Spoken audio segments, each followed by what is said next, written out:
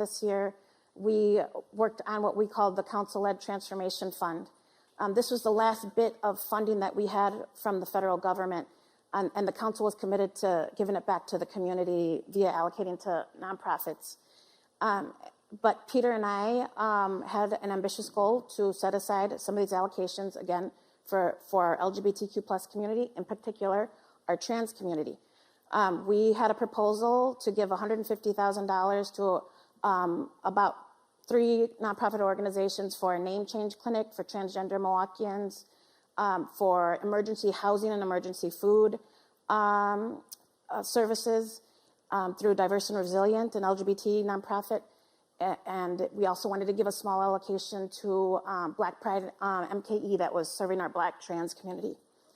But it was a huge task from having to with the votes from our colleagues and make sure that we had their support, to the even more difficult task of having to make sure that we weren't risking all of the city's funding because of the threats from the federal government to local municipalities to yank funding if we're found to be serving LGBTQ plus, in particular trans, and immigrants.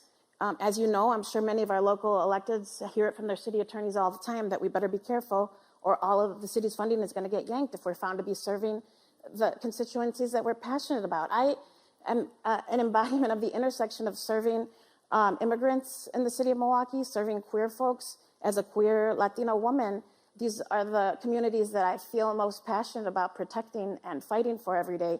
So you can imagine what we went through in trying to get this, bring this and make this a reality for our communities. And there were a lot of fights with colleagues, fights between Peter and I, fights with the city attorney. But finally, with a little bit of creativity, just this last, I would say, spring or so, right, Peter, we delivered $150,000 to support those 3 proposals, name change clinics for trans Milwaukeeans, emergency housing and food services through Diverse and Resilient, serving all members of our community, as well as a little bit to also serve the Black trans community for some roundtable discussions that Black Pride Milwaukee is hoping to facilitate. So this was a huge win for our community. And it didn't stop there. You know, in total, we ended up in the last 2 years delivering $400,000 to queer-led organizations serving our community. But again, this almost didn't happen. It literally happened because we have 2 out-elected officials in the Common Council for the first time ever. And between me and Peter, good cop, bad coping it, we were able to bring this home for our community, but it almost didn't happen. That's right.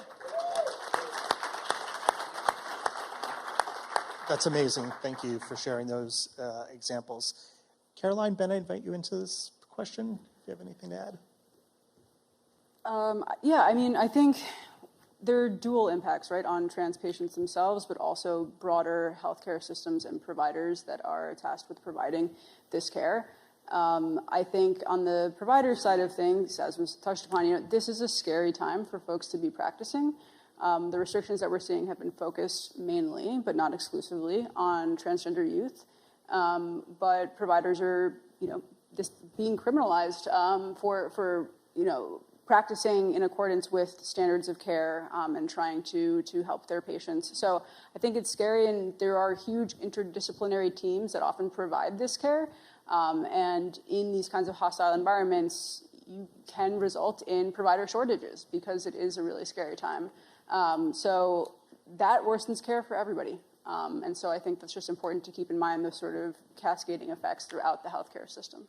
Yeah, I mean, I think certainly a real parallel with what we're seeing also with women's reproductive rights in healthcare and denials in certain states and fear of providing those types of services. So I appreciate you calling that out. Ben? Sure. I'll just add that everybody receives gender-affirming care in one way or another, cisgender, transgender. And so these laws and policies are absolute nonsense, and it forces each and every single provider or insurance provider or government regulator to be a gender cop. And that's not a thing that anybody, I think, wants to be in America in particular. And so I think it's clear that these go against our core fundamental values. That's great. I love that. I'm going to use that line from now on.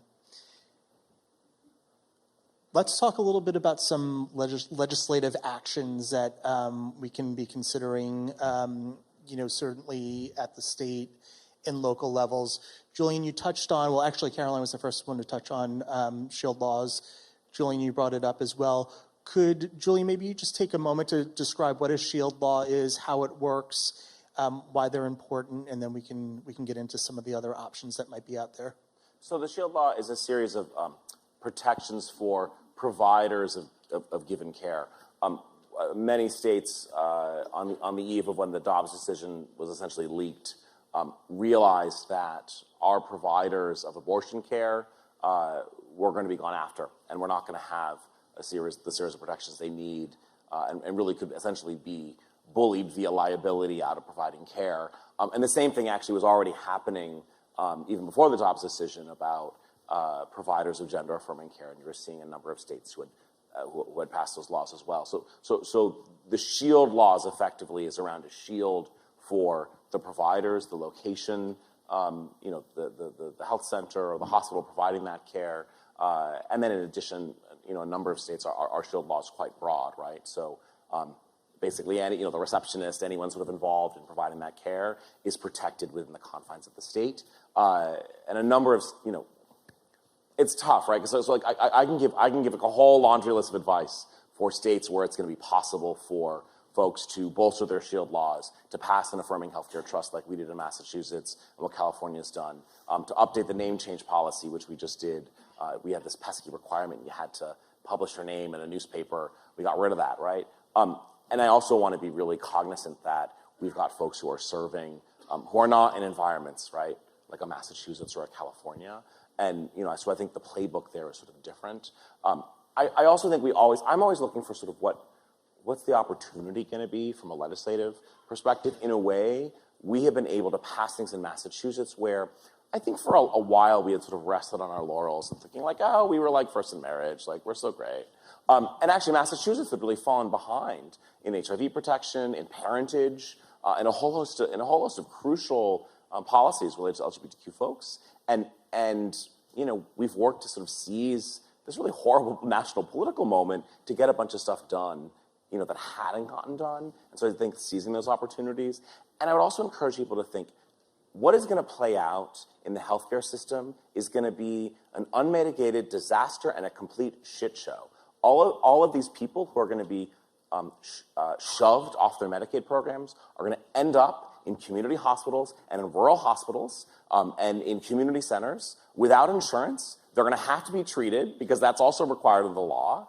And this is just going to further burden an already broken sort of healthcare system. We don't know what's going to happen, right? But something's going to have to come out of this to further fix this. And so I'm really, already trying to think, all right, when that does happen, right, as we're looking at things in Massachusetts, as you're looking at things in your own states, what are sort of the opportunities that are going to come back in a health space when we do have to be repairing all this? How is health equity interwoven in so much of what we do? Part of the problems we see in our sick care system is that people are showing up for care, and they're showing up sicker because of a whole host of structural inequities, of poverty, of a whole host of things we haven't addressed. So that's what I'm really trying to think about, but I think it does vary, and I want to have some humility that it's radically different depending on where you're serving in those states, but you being in the room is absolutely essential, and that's why y'all are here. Thanks, Senator. Representative, please, yes. Yeah, I'll add to this quickly. I think first we need to fully fund Medicaid so that our community health centers, our rural health providers aren't constantly facing the threat of closure. And this next one might be a little bit North Carolina specific, but we need to stop the purge of DEI and diversity policies. And part of this gets to my earlier point. Some of the policy rollbacks and the bans that we're facing in North Carolina are absolutely impacting our workforce pipeline. I think we all know that DEI policies help us better serve the LGBTQ community, help us identify racial disparities, and also address barriers with rural healthcare access. Without it, bias grows, it flourishes, and access shrinks. I think the last thing I'll mention is, lost my train of thought. It's coming. Oh yeah, we need to expand workforce where our shortages are kind of at their worst.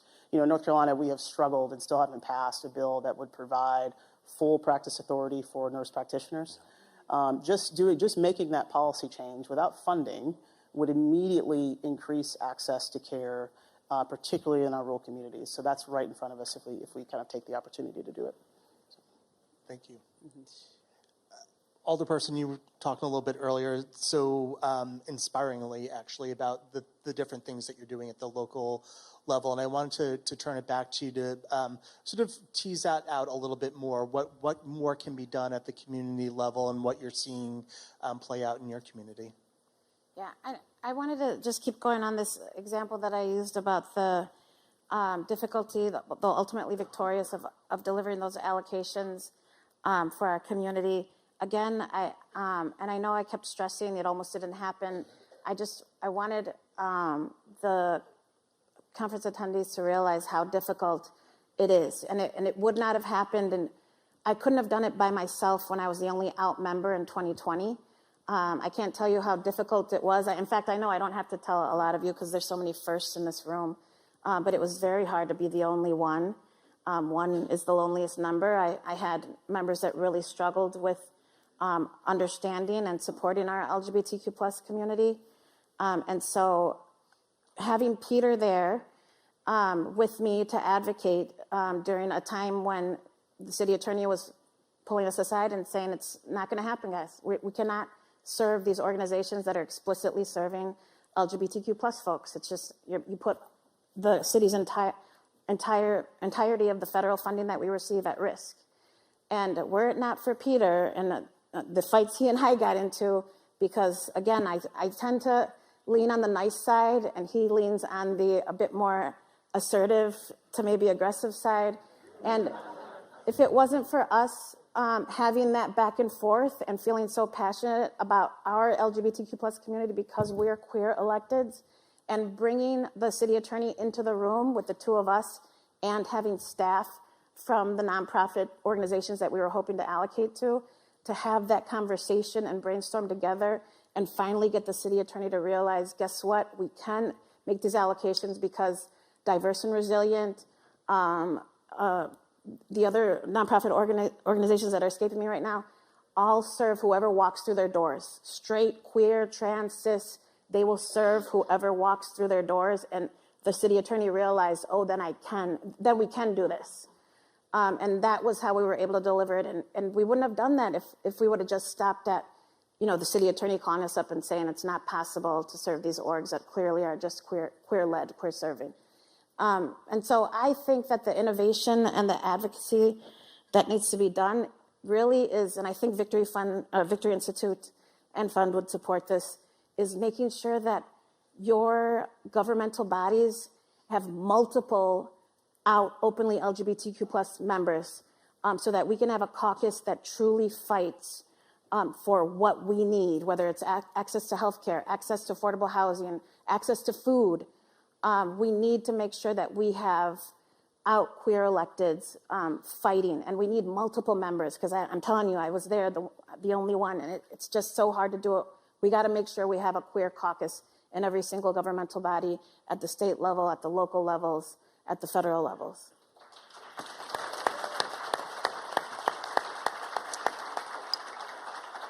Thank you for that. I did a slightly terrible job moderating in terms of time, but you'll all be relieved to know that the star of the show is going to be here imminently. So we're going to wrap things up now. That was incredibly inspiring. You all inspire me. I think what we're seeing here is that it really does take a village. I mean, and we have to be in these rooms. We have to be speaking up for people that are not at these rooms, not sat at the tables. Thank you to everyone in the audience who's playing your part, wherever that part may be. Talk to each other, rely on each other. Times are tough, and I think this community is resilient. I've leaned on it multiple times. Lean on each other and enjoy the rest of the conference. Thank you, everybody.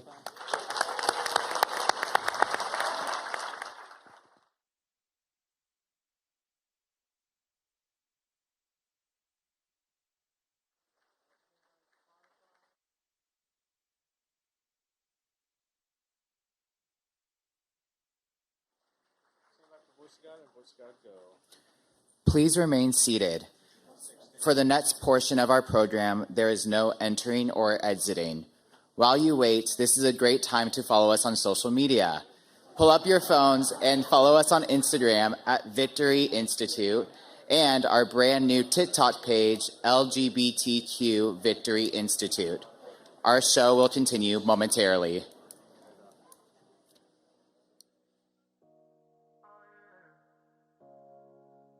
He calls me the devil, I make him wanna sin. Every time I knock, he can help but let me in. Must be homesick for the real. I'm the realest it gets. You probably still adore me with my hands around your neck.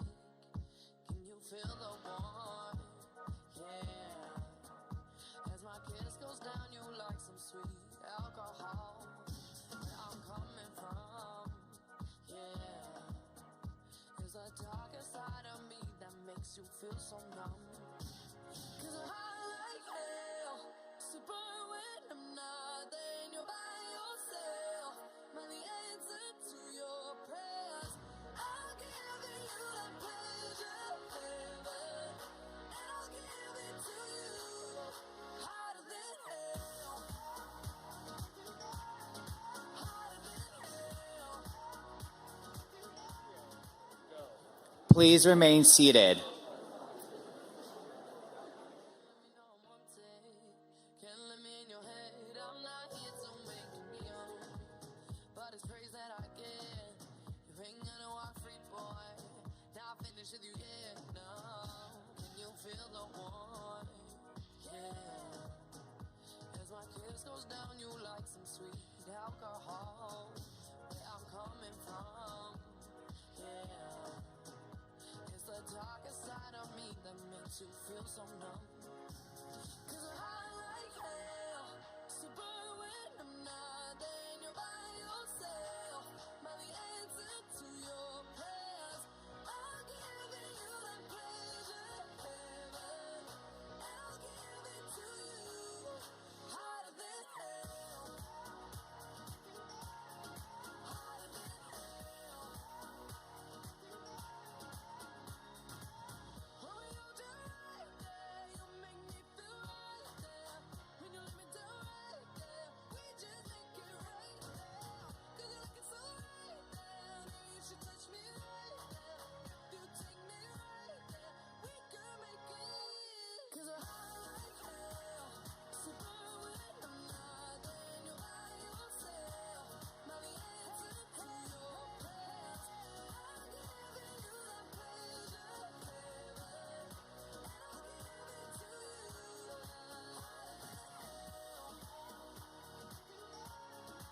harder than hell, harder than hell,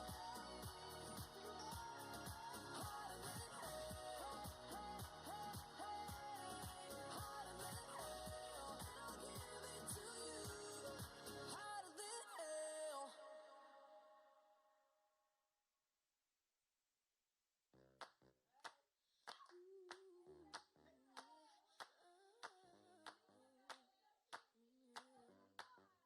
I love myself, I wanna see it when I turn around, look in the mirror. And if you don't like it, you can leave it, 'cause it's my own and I'll keep owning it. If you don't like it, Now, please return to your seats. caring, 'cause it's my own and I'll keep owning it. I'ma do just what I'm in the regular, and it's really not that far if you're scared of her. Sweet little unforgettable thing, unforgettable, sweet little unforgettable thing, so incredible. No, when I'm not sorry, I'm just laughing up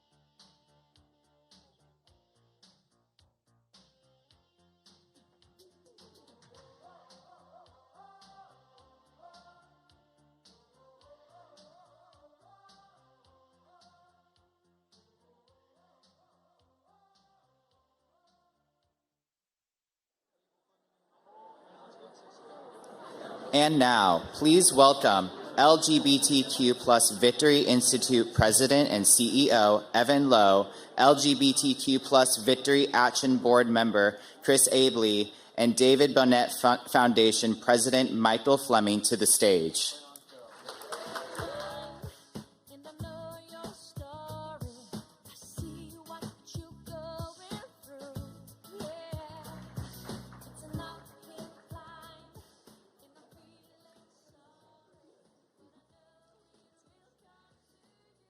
sorry. Victory. Victory. The next item on the program is a victory first. It is our honor to pause and recognize this history-making moment for victory. This is the first time a United States president, past or present, has attended a victory event.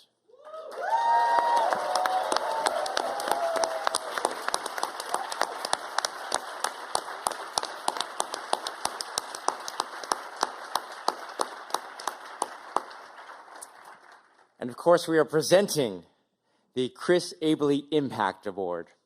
The Chris Abele Impact Award honors a leader who has been steadfast in supporting the LGBTQ Victory Institute and someone who has made significant contributions in advancing LGBTQ equality.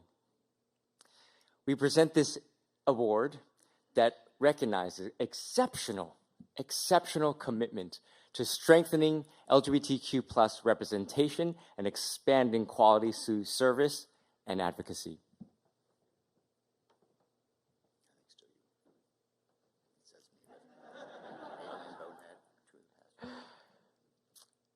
Abele and David Bonnet are the two past honorees, and our President Biden will be the recipient of the 2025 Chris Abele Impact Award.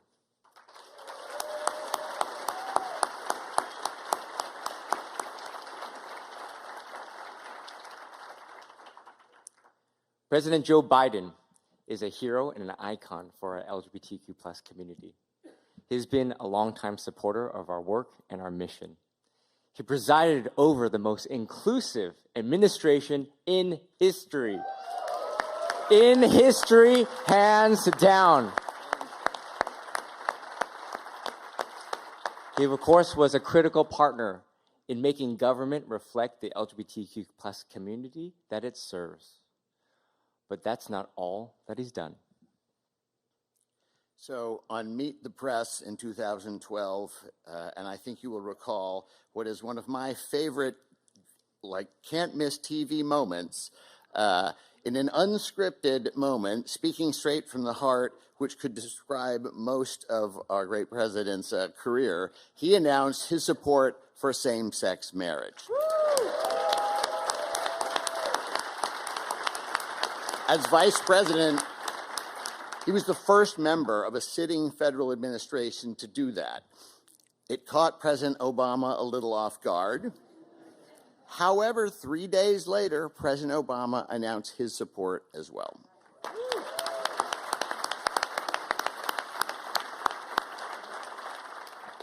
Years later, in December of 2022, as president, Joe Biden signed the Respect for Marriage Act, and it codified same-sex marriage, and it repealed the Defense of Marriage Act.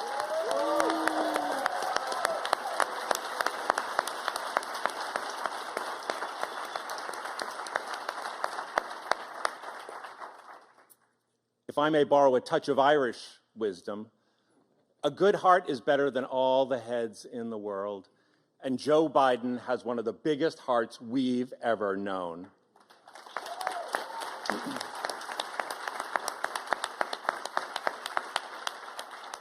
He shows up for families, for communities, for equality, always with warmth, humility, and a steadfast belief that we can do better for each other.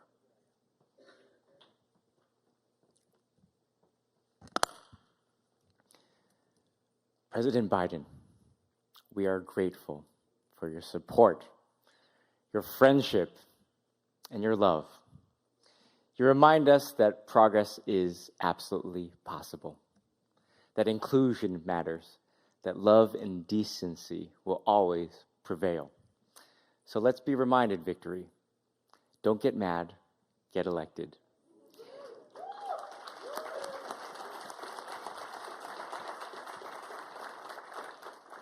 Victory, victory, victory.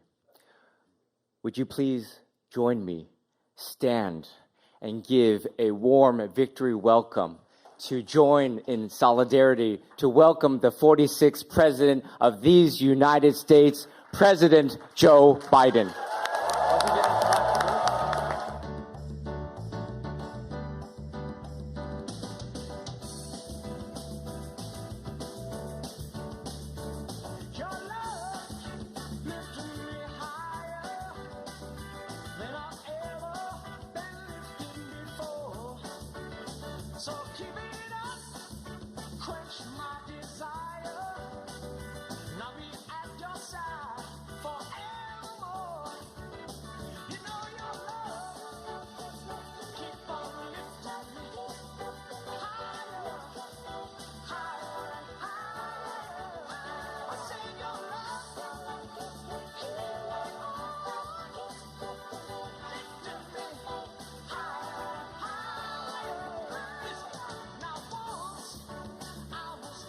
Hello.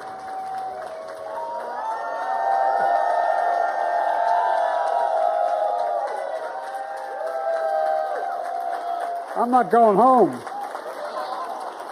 Thank you, thank you, thank you. Please sit down.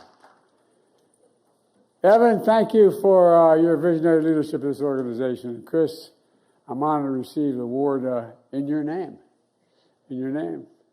And I'm accepting this award knowing it's a recognition of all the work we've done. Michael, thank you for your, and especially your thanks to David, who supported the Victory Fund, but supported me long before that all occurred. Folks, I also want to recognize so many friends that are here today. Where's Mo Vella? Mo, where are you? There you go, Mo. You know, we're doing this for a long time, Mo and I've relied on his advice throughout my career, particularly when I was vice president.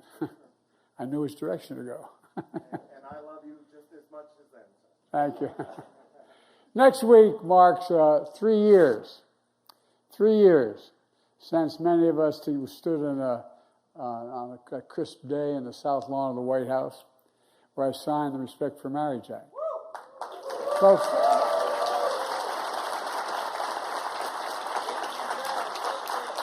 as the ceremony came to an end, the sun began to set.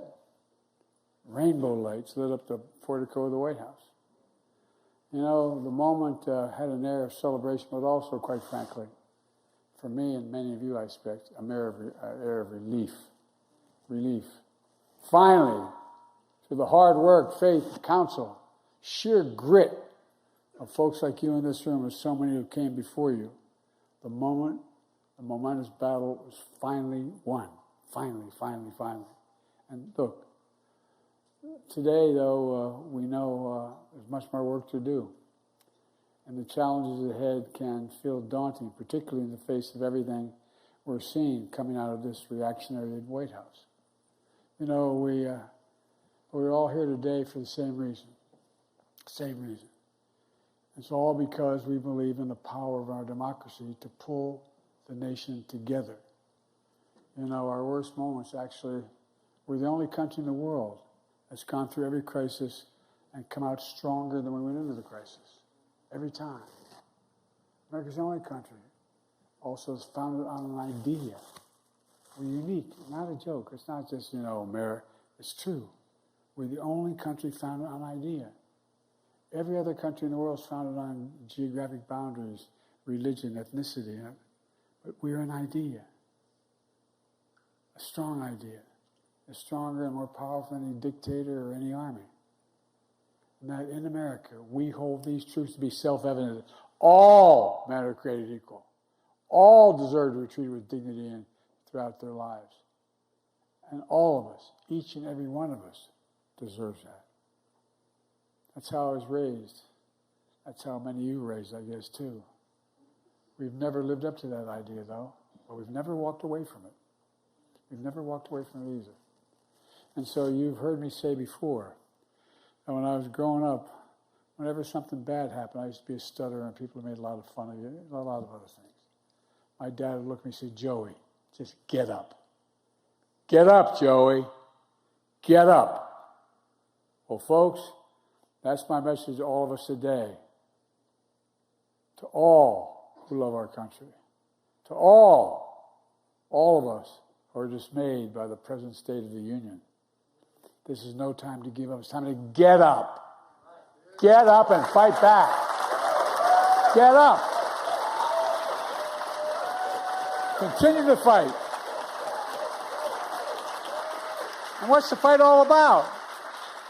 It's not high praise. It's about protecting the Constitution. It's about protecting the Constitution. Some of you are old enough to remember back in 2012, I went on Meet the Press. Got myself in a bit of trouble. But good trouble. You know, I just couldn't remain silent anymore. We had this whole plan to let things... Anyway. I told the truth. I expressed my support for gay marriage a little earlier than some folks had been expecting it. Well, that comment got all the attention. I also told another story during that interview. I've been speaking a few weeks earlier, and there was a group of LGBTQ leaders in a private home. And during the Q&A period, and I was in that home, a gentleman stood up and said, Mr. Vice President, let me ask you a question. How do you feel about it? How do you feel about us? That's the way he said it. I turned to the gay couple who owned the house. I looked at both of them. I said, what did I do first when I walked in the door of your home? And they both said, you walked right up to our 2 children. And I turned to the person asking the question. I said to those children, I wish every American, I mean this is from the bottom of my heart, I wish every American could have seen the love in the eyes of these 2 young boys for their dads. It was palpable. You could feel it. Because if they did see that, they'd never have any doubt about what this is all about. Folks, a lot has gotten lost in all the noise with terms like DEI and being weaponized and people's basic identity turned into political football. Right now, in no small part because of the vitriol of this in our national debate, there are young people sitting alone at home as I speak, literally, behind closed doors, scrolling through social media, staring at the ceiling, literally wondering whether they've talked, you are, and I've talked to many of these young men and women, wondering whether we'll ever be loved, will they ever marry, will they ever have a family, ever truly be accepted for who they are. So my message to young people is this: just be you. Be who you are. You are loved. You're heard, and you increasingly understand you belong. You belong, you belong, you belong. I mean it. Things are changing. Folks,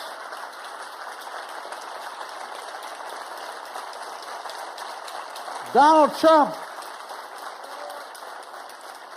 and the MAGA Republicans are trying to distort and derail our fight for equality. They're trying to turn it into something scary, something sinister. But folks, it's really not about anything that's all that complicated.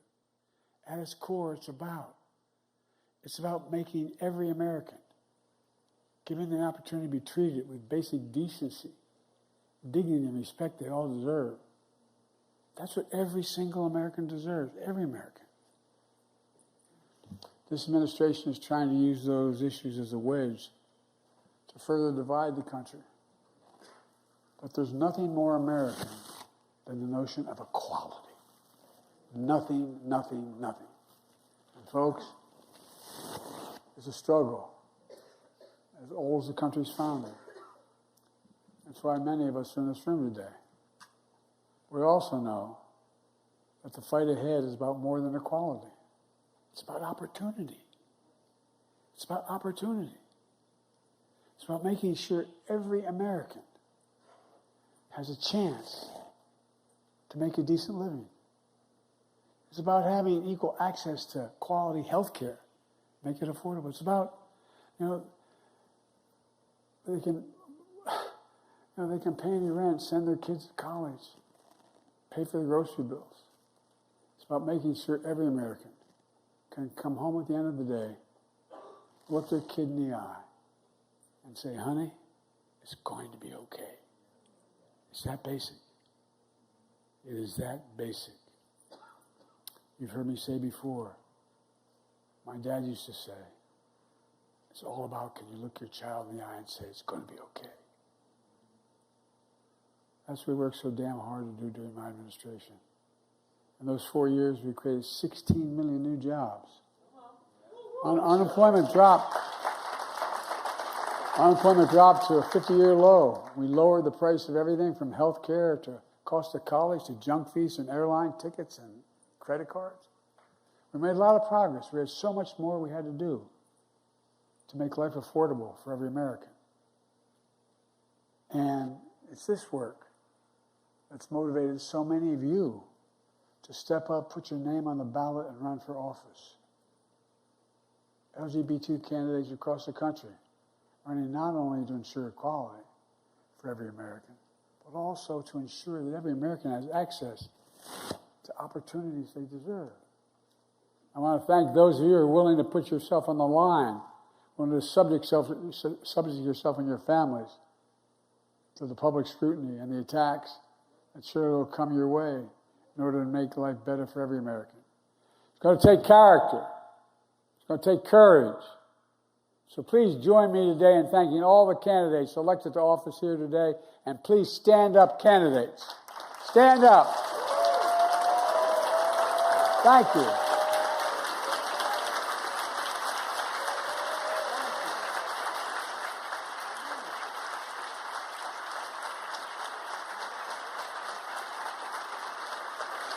Think of what you've done.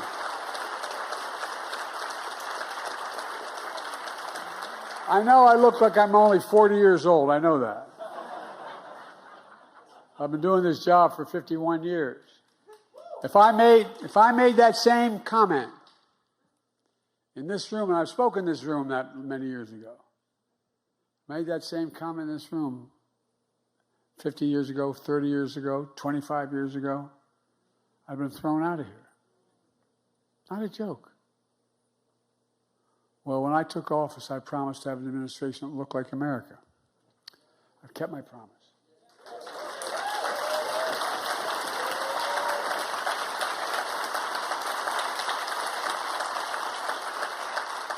And not just for the community, but my press secretary, Kareem.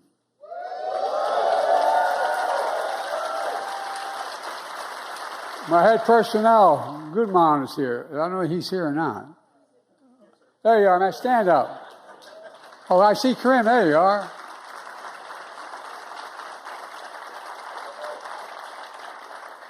Along with many others who served in my administration. You all worked on issues that went far beyond equality for the LGBTQ community. With your help, we accomplished much, not just in this community, but all across to create opportunity for everybody. My dad, really, all kidding aside, my dad was a really decent, honorable man, a well-read guy. And my dad would say, Joey, everybody deserves a shot, no guarantee, but everybody deserves it. Everybody deserves a shot. So again, Please join me in thanking all those who work for my administration and continue to work in government. Thank you, thank you, thank you.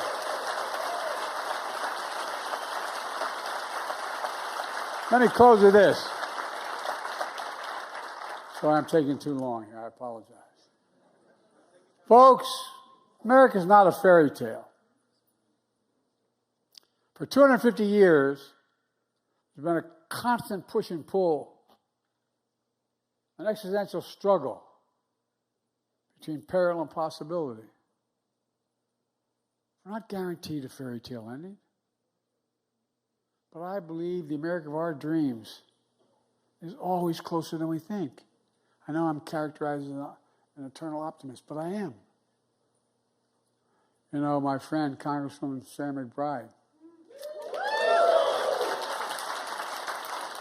what a kid. She used to work for my son, Bo, who passed away because of what happened in Iraq. He was Attorney General. She worked for him. And he used to have to protect her, go out of his way. Well, she wanted to be here today, but she's giving an important speech at my alma mater, the University of Delaware. You know, Sarah talks about, quote, doing the hard work of persuasion. And in these times, which can be dispiriting and even hurtful, Sarah says, hope. Quoting her, hope is a conscious choice. You have to summon it. You have to summon it. It's not automatic.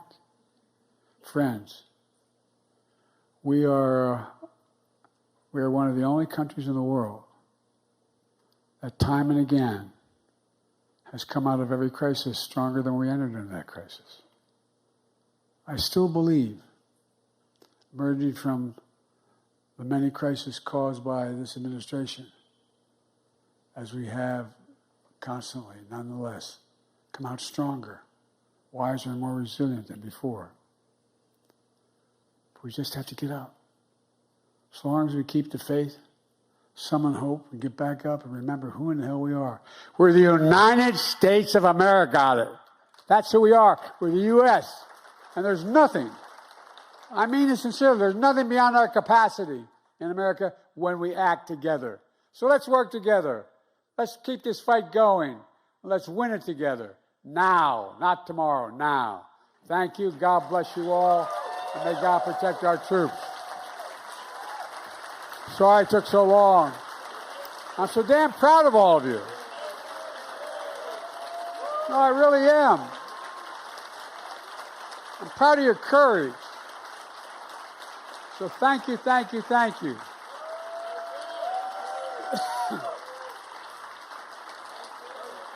Every time I'd walk out of my grandfather Finnegan's house in Scranton to yell, Joey, keep the faith. My grandmother, no, Joey, spread it. Let's spread it. Thank you.